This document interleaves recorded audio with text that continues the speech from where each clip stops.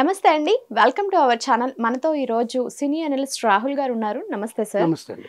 అంటే ఒకప్పుడు ఒక గొప్ప యాంకర్, ప్రస్తుతం ఒక సూపర్ హిట్ ఆర్టిస్ట్ అని చెప్పుకోవాలి అనసూయ గారు.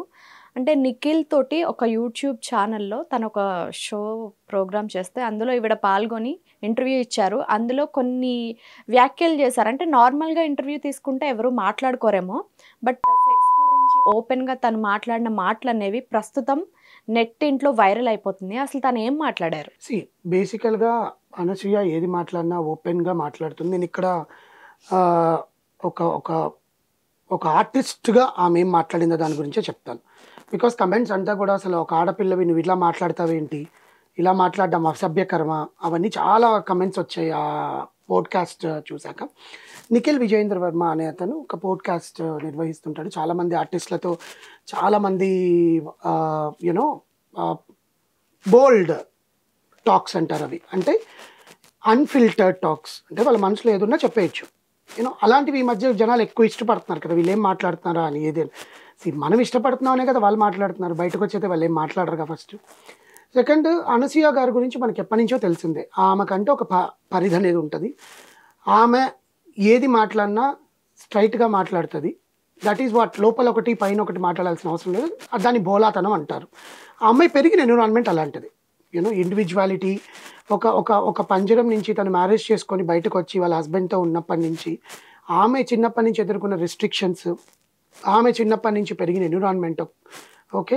ఒక ఒక అగ్ర కమ్యూనిటీలో పుట్టి అండ్ ఒక వేరే కమ్యూనిటీ అతన్ని కూడా మ్యారేజ్ చేసుకొని and being a mother, being a working women and being an artist, being a female. So ఆమెకి తెలుసు ఎక్కడ ఏమి మాట్లాడాలి అనేది.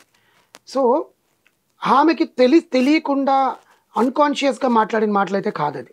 The topic what ever the podcast which entire podcast ఏదైతే మనం ఆ చిన్న బిట్‌ని మాత్రమే చూస్తున్నాం కానీ దానికి ముందు, దానికి తర్వాత అసలు ఆ క్వెషన్ ఏంటి? ఆ క్లారిటీ ఏంటి?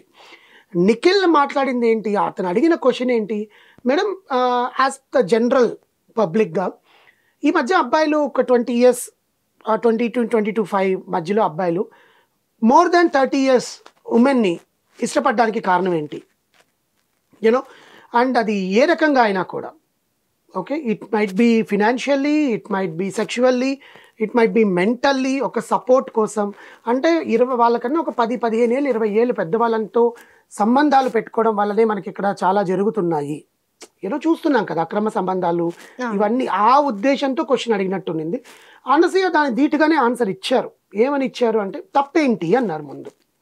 బికాస్ ఈ ఏజ్లో వాళ్ళే ఆ ఏజ్ వాళ్ళని పెళ్లి చేసుకోవాలి, ఈ ఏజ్లో వాళ్ళే ఆ ఏజ్లో వాళ్ళతో కలిసి ఉండాలి అనేది ప్యూరిటీ అనేది మీద డిపెండ్ అయి ఉంటుంది. అంటే ప్యూర్ మన మనసులో స్వచ్ఛత అనేది ఎప్పుడైనా ఉంటే, అంటే అవతల పక్క మనిషి మ్యారేజ్ కాకుండా, అవతల పక్క కుటుంబానికి ఎటువంటి నష్టం కలగకుండా, ఈ అబ్బాయి కూడా అది అట్రాక్షనా, లవ్వా, కామమా, ఈ మూడిట్లో తేడా తెలుసుండి, అంటే మీరు 20 ఏళ్ళ అబ్బాయి 35 ఏళ్ళని పెళ్లి చేయాలని సమర్థిస్తారా అని నన్ను అడిగితే ఈ కండిషన్స్ ఉండాలి. అవతల పక్క మనిషి డైవర్స్డ్ కాకూడదు. ఎందుకంటే అండ్ ఆసరాగా వెళ్ళి మనం ఇరుక్కోపోకూడదు. కానీ అవతల పక్క మనిషికి పెళ్లి కాకుండా or else she has certain family things, ఆమె ఫ్యామిలీలో కూడా ఏదో ఇష్యూస్ ఉండి ఒక 25 ఏళ్ళ అబ్బాయి, ఒక 10 ఏళ్ళు చిన్న అబ్బాయిని ప్రేమించి పెళ్లి చేసుకోవడం అనేది తప్పు కాదు. ఎందుకంటే రెండు ఫ్యామిలీస్ అఫెక్ట్ అవ్వకూడదు దీనివల్ల. సో ఎవరైతే వైఫ్ హస్బెండ్ ఉండంగా వేరే వాళ్ళతో సంబంధాలు పెట్టుకోవడము, ఆ అట్రాక్షన్స్కి లోటు అవ్వడము, కామము అనే ఒక ముసుగులో పడిపోయి ఇద్దరు జీవితాలను నాశనం చేసుకోవడం చాలా చూస్తున్నాం మనం. సో ఆమె ఏం చెప్పింది అంటే తప్పేంటి? If they don't have any liabilities, any assets, background, any baggage, do it.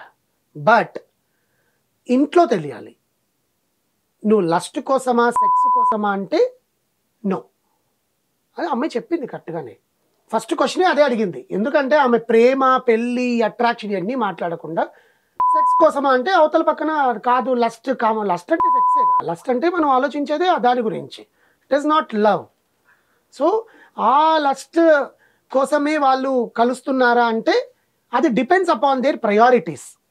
Assets ఉందా లేదా అనేది వాళ్ళ ప్రయారిటీస్ మీద డిపెండ్ అయి ఉంటుంది.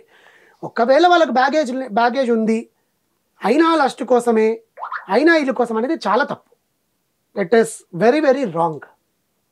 మేము కూడా ఒప్పుకోం దానికి. కానీ అనసూయ మాట్లాడింది బోల్డ్గా కంటెంట్ చెప్పింది. సెక్స్ కోసం ఎంత దూరానికైనా పోతున్నారు, సెక్స్ కోసం ఏమైనా చేయడానికి సిద్ధపడుతున్నారు.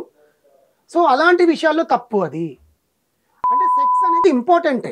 ఇట్ ఈస్ దాని ఏదో తీసి పడేయడము, దాని ఏదో వేరే రకంగా పడేయడం అనేది కాదు. ఆవిడ చెప్పిన వ్యాఖ్యల్ని మీరు సమర్థిస్తారా? ఇట్స్ ఎ బోల్డ్ కంటెంట్ కదండి. It's everyone knows. ఎందుకు మాట్లాడకూడదు? మన సెక్స్ అనే పదం అనేది బూత్ కాదు కదా. యా, నువ్వు దాన్ని ఏ రకంగా మైండ్లో ఉండేదనేది ఇంపార్టెంట్. ఆ purity.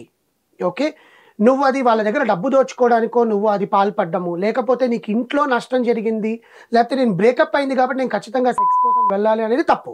Okay, the purity should be important. Next thing, అది ఏ రకంగా చేస్తున్నారా, పార్కుల్లో చేస్తున్నారా, గుళ్ళల్లో చేస్తున్నారా, రోడ్డు మీద బహిరంగంగా చేసేసుకుంటున్నారా అనేది ఆమె ఇంట్రెస్ట్ కాదు. వాట్ ఎవర్ ద కంటెంట్, ఆ ప్యూర్ అనేది నీ మనసులో ఉన్నప్పుడు నీకు ఆ బ్యాగేజ్ ఉండకూడదు. ఇంట్లో వాళ్ళకి తెలిస్తే ఇంట్లో వాళ్ళు రోడ్డు మీద పడిపోతారేమో నన్ను చేసిన తప్పుడు పని వల్ల అనేది మైండ్లో ఉంటే ఇది తప్పు. ఓకే, అది మైండ్లో ఉండాలి. ఇంట్లో వాళ్ళు రోడ్డు మీద పడుకోకూడదు, ఇంట్లో వాళ్ళకి మనం అన్యాయం చేయకూడదు, ఆ 5 నిమిషాల పని కోసం మనం ఇంకొకరి జీవితాన్ని నాశనం చేయకూడదు, మన జీవితాన్ని నాశనం చేసుకోకూడదు అనేది ఆ కంటెంట్తో చెప్పింది అమ్మాయి.